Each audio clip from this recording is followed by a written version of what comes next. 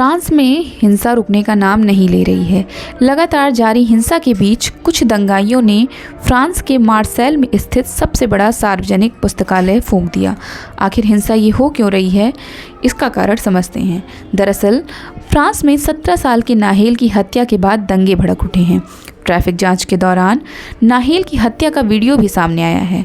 मंगलवार सुबह नाहेल चेकिंग के लिए रुका नहीं, उसने अपनी मर्सिडीज आगे बढ़ा दी। इस पर पुलिसकर्मियों ने पॉइंट ब्लैंक पर उसे गोली मार दी थी। नाहेल की वहीं पर मौत हो गई। वह अपनी मां का इकलौता बेटा था और टेक अवे डिलीवरी करता था। अल्जीरियाई मूल के नाहेल का कोई क्रिमिनल रिकॉर्ड नहीं था। इस घटना ने फ्रांस को झकझोर कर रख दिया है। वहाँ के लोग काफ़ी गुस्से में हैं। पेरिस में लगातार तीसरे दिन लोगों ने बड़े पैमाने पर प्रदर्शन किया।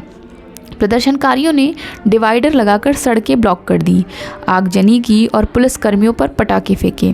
पुलिस ने आंसू गैस के गोले छोड़े और पानी की बौछारें डाली। रिपोर्ट के अनुसार करीब 1000 लोगों को गिरफ्तार किया गया है। झड़प की घटनाओं में 200 पुलिस अधिकारी घायल हो गए हैं।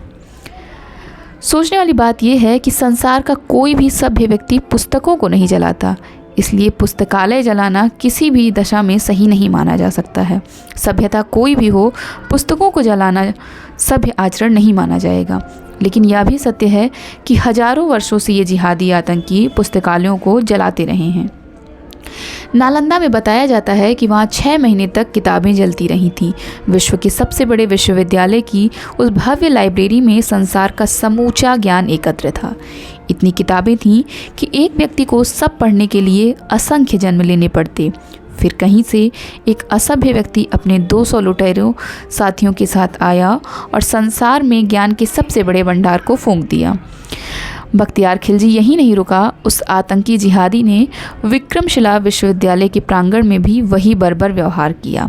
सभी शिक्षक और छात्र मार दिए, भवन को ध्वस्त कर दिया गया और पुस्तकालय को फूंक दिया।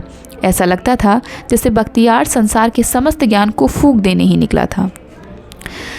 तक्षशिला में 500 ईसा पूर्व जब संसार में कहीं भी चिकित्सा व्यवस्था नहीं थी, तब भी वहाँ आयुर्वेद की उच्च और व्यवस्थित पढ़ाई होती थी। संसार के उस सबसे पहले विश्वविद्यालय में ऐसे ही कुछ लुटेरे घुसे और सब कुछ फूंक दिया। उदाहरण केवल इतने ही नहीं हैं। अजय मेरू का विश्व प्रसिद्ध महाविद्यालय, शारदा पीठ, वल्लभी विश्वविद्यालय आदि अनेक शिक्षा केंद्र थे जिन्हें बर्बरों ने समाप्त कर दिया। आखिर 830 साल पहले नालंदा विश्वविद्यालय के साथ ऐसा हुआ क्या था? कुतुबुद्दीन ऐबक का सेनापति मोहम्मद बिन बख्तियार खिलजी ने प्राचीन नालंदा विश्वविद्यालय में आग लगवा दी। कहा जाता है कि विश्वविद्यालय में इतनी पुस्तकें थीं कि पूरे 3 महीने तक यहाँ के पुस्तकालय में आग धधकती रही। बिहार का पहला मुस्लिम शासक खिलजी ने अनेक धर्माचार्य और बौद्ध भिक्षुओं को मार डाला, पूरी बिल्डिंग तहस नहस कर दी। आज भी इसके खंडहर बिहार के नालंदा जिले में मौजूद हैं। सवाल उठता है कि बिहार के सबसे क्रूर शासकों में शुमार खिलजी ने विश्व प्रसिद्ध नालंदा विश्वविद्यालय को क्यों जलाया? इतिहासकारों के मुताबिक एक समय बख्तियार खिलजी बहुत ज़्यादा बीमार पड़ गया। उसके हकीमों के इलाज से कोई फ़ायदा नहीं हुआ। खिलजी के हकीमों ने नालंदा विश्वविद्यालय के आयुर्वेद विभाग के प्रमुख आचार्य राहुल श्रीभद्र जी से इलाज कराने की सलाह दी। उसने आचार्य राहुल को बुलवा लिया। इलाज से पहले शर्त लगा दी कि वो किसी हिंदुस्तानी दवाई का सेवन नहीं करेगा। इसके बाद खिलजी ने कहा कि अगर वो ठीक नहीं हुआ तो आचार्य की हत्या करा देगा। अगले दिन आचार्य उसके पास कुरान लेकर गए और कहा कि कुरान के पेज नंबर इतने से इतने तक पढ़िए, ठीक हो जाएगा। उसने पढ़ा और ठीक हो गया। बीमारी से ठीक होने पर खिलजी को खुशी नहीं हुई। उसको बहुत गुस्सा आया कि उसके हकीमों से इन भारतीय वैद्यों का ज्ञान श्रेष्ठ क्यों है। बौद्ध धर्म और आयुर्वेद का एहसान मानने के बदले उसने नालंदा विश्वविद्यालय में ही आग लगवा दी। यह 1400 वर्ष पुरानी घृणित मानसिकता है जो अपने से गैर संबंधित हर चीज़ को नष्ट करना चाहती है। यह घृणित मानसिकता पूरी मानवता के लिए कैंसर से भी बड़ा कैंसर है। भारत भी तो पिछले 1000 वर्षों से इसी कैंसर से जूझ रहा है।